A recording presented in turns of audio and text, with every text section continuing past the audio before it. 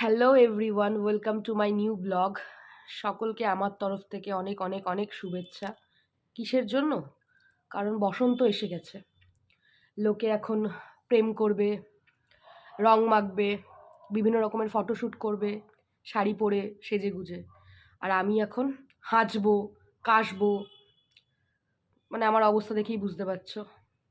জ্বরে কাঁপছি। কালকে ছিল মহাশিবরাত্রি।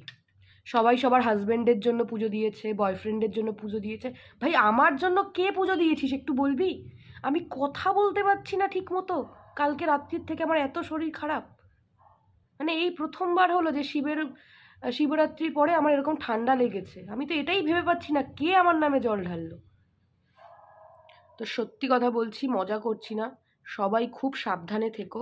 এই সিজন চেঞ্জটা খুব খারাপ সময়।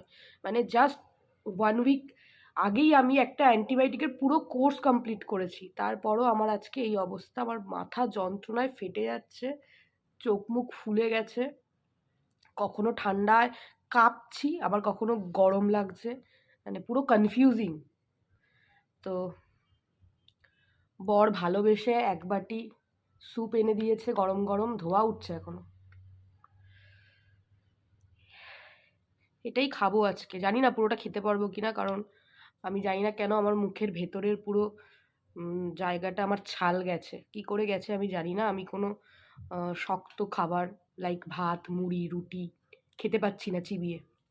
তার জন্যই আর কি এটা এনে দিয়েছে। আর ভালো টালো বেশি এনে দেয়নি, আমি বললাম বলে এনে দিয়েছে। না, তাই তো, না বলে জীবনেও এনে দিত না। তো চলো, গুড নাইট, সবাই খুব ভালো থেকো।